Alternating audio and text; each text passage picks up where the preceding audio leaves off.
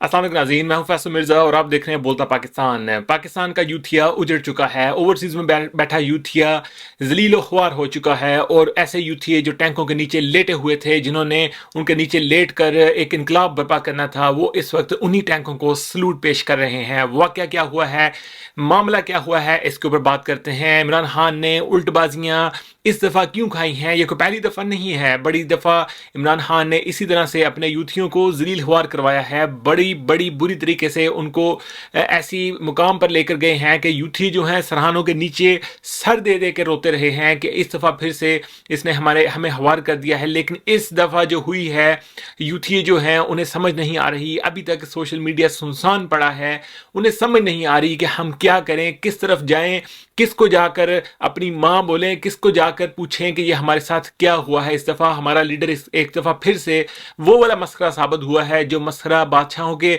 दरबारों में जाकर मस्खरापन करता है, उन्हें हंसाता है, उन्हें रुलाता है, उन्हें धमकियां भी देता है और बादशाह आगे से बैठकर हंसता है, मुस्कुराता है। उसके जो वजीर बैठे होते हैं उस दरबार के अंदर, वो भी उसकी जो टपोसियां हैं, उसके जो मस्खरापन है, उसका जो फन है, उससे महजूज हो रहे होते हैं। और वहां पर जो बैठे हुए जो अवाम को आम अवाम भी वहां पर जो दूर बैठे होते हैं, वो समझ रहे होते हैं कि शायद ये जो मसला है, ये बादशाह को जुगते मार रहा है और बादशाह के ऊपर हावी हो रहा है। लेकिन फिर वो एकदम से वो वक्त आता है जब वो मस्खरा जो है बादशाह के पाँव में पड़ता है और बादशाह उसे कुछ अशरफियाँ देकर चलता करता है और वो फिर अगले शो पे आने का, अगला जो इवेंट होता है उसमें आने का वादा करके वहां से चला जाता है। एग्जैक्टली वैसे ही हुआ है, बिल्कुल वैसे ही हुआ है यूथियों के साथ कि किस तरीके से इमरान खान ने इन्हें जलील ख्वार करवाया है। बीच मैदान में लाकर इनकी जो वो जो हंडिया थी इनकलाब वाली, अमेरिका के खिलाफ, पाकिस्तान फौज के खिलाफ, इस्टेब्लिशमेंट के खिलाफ, वो फोड़ दी है। खान को पूरे पूरे मुल्क में तमाम यूथियों की तरफ से इस वक्त जो लानतें वसूल हो रही हैं, उसकी इतलात तो हम तक भी पहुंच रही हैं, आप तक भी पहुंच चुकी होंगी। आप तो पाकिस्तान में बैठे हुए हैं। लेकिन बात अब करते हैं कि ये सब कुछ हुआ क्यों है, हुआ कैसे है, अचानक से ये जो ट्विस्ट आया है, ये कैसे आ गया है।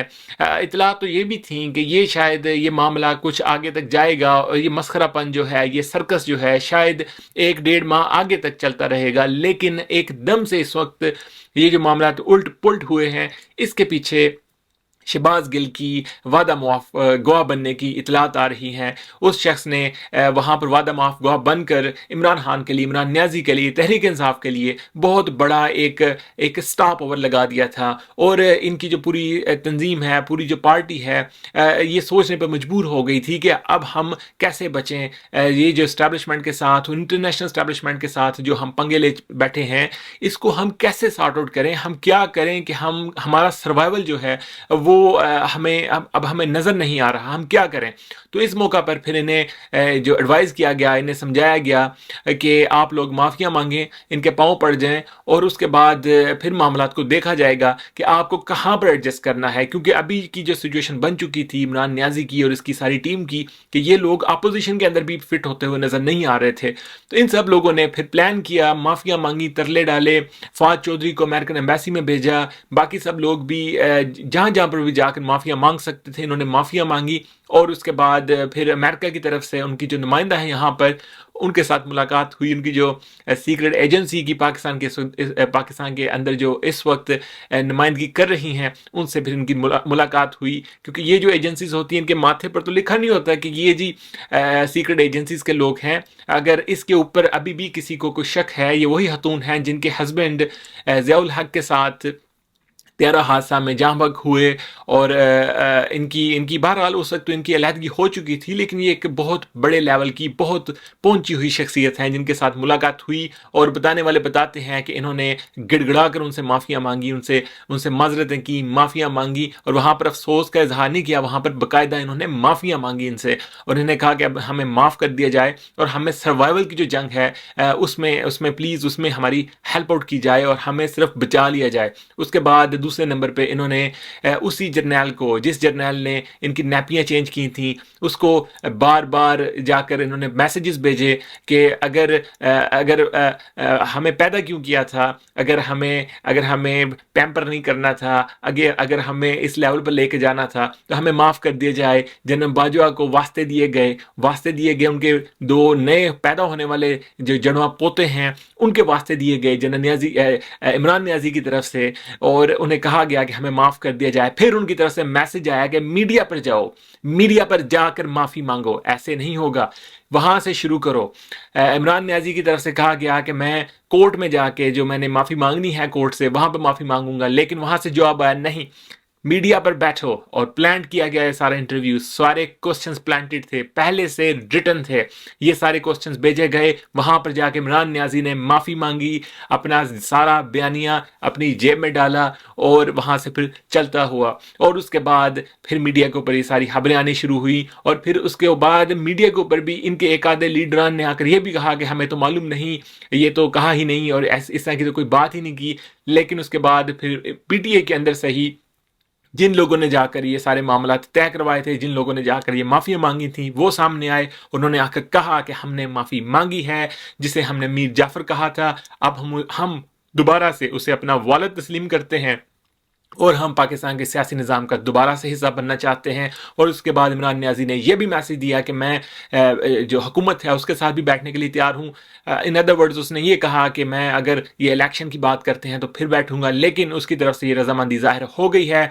और दूसरी तरफ कल हमने जो आपको खबर दी थी कि हटक जो है, परवेज़ हटक को जो नाम उसका जो ला रहे हैं सामने कि वो सारी डिबेट आगे बढ़ाएगा, वो बात करेगा, तो उसके अंडर तकरीबन 37 के करीब जो लोग हैं उन्हें रखा गया है। ये अभी निगोसिएशन जो है वो स्टार्ट होगी, इलेक्शंस की बात होगी। और कल भी हमने आपको ये इन्फॉर्म किया था कि इलेक्शन जो है वो डिले होंगे। अब उसके ऊपर रोला बनेगा, इसके ऊपर तरले मिनतें होंगी कि बहुत ज़्यादा डिले ना किए जाएं, लेकिन डिले होगा। ये मैं आपको खबर दे रहा हूं कि इलेक्शन पाकिस्तान में डिले होगा। इसके अलावा एक और मैंने आपको कल खबर ब्रेक की थी कि परवेज़ इलाही जो है वो नहीं जाएगा, यानी परवेज़ इलाही की रिप्लेसमेंट भी परवेज़ इलाही ही होगा। और जो समा न्यूज़ की जो खबर थी लंदन से नवाज शरीफ से मिलने वाले जो 7 अरकान हैं, वो एक जस्ट एक खबर थी, एक बस फ्लेयर छोड़ा गया था। आज मेरी उस खबर को अप्रूव कर दिया गया है कि आज परवेज़ इलाही के साथ इन 10 मेंबरान ने मुलाकात की है, अपना जो इसके ऊपर एतमाद है उसका इजहार किया है। और इसी की बेस के ऊपर अब नेक्स्ट जो मामला हैं वो चलेंगे। जब जरदारी साहब इसके अंदर इन्वॉल्व होंगे, चौधरी शुजात इसके अंदर इन्वॉल्व होंगे, पीटीआई को जब रोल किया जाएगा यहाँ से, और जो मामला आगे तय होंगे उसमें परवेज़ इलाही की जो जगह होगी और काफ लीग की जो जगह होगी वो इसके अंदर, इस सिस्टम के अंदर वाज़े तौर पर होगी। और इसके साथ साथ आपने आज वैसे भी खबर देखी होगी कि मोनस इलाही ने भी अपनी मनी लॉन्ड्रिंग का जो केस है उसको ख़त्म करने के लिए लाहौर हाई कोर्ट में अपील कर दी है। जारी बात है उसे भी ख़त्म कर दिया जाएगा। ये मामला तब इस तरीके से सेटल डाउन की तरफ जा रहे हैं, और पाकिस्तान के अंदर कुछ अरसे के लिए अब मामला जो है वो इस तरीके से चलेंगे कि इलेक्शन को डिले किया जाएगा, हुकूमत को काम करने दिया जाएगा, और उसके बाद एक मोमेंटम बनेगा दोबारा से इलेक्शंस का। अवाम के साथ राब्ते किए जाएंगे और अवाम के सामने आकर अपनी कारकर्दगी रखी जाएगी। और अवाम को भी इस वक्त समझ आ चुकी है कि क्या मामला हुए हैं, कौन मसला है, कौन काम करने वाला है। और बोलता पाकिस्तान पे इसी तरीके से हम आपको बताते रहेंगे। लाइक करते रहिए, शेयर करते रहिए, कमेंट करते रहिए, और हमारे साथ जुड़े रहिए ताज़ा तरीन खबरों के लिए, अंदर की खबरों के लिए, अंदर की फीड के लिए, क्योंकि हमने बेड़ा उठा रखा है अब कि आप तक हम एग्जैक्ट इन्फॉर्मेशन पहुंचाते रहेंगे। अपना ख्याल रखिए और देखते रहिए बोलता पाकिस्तान।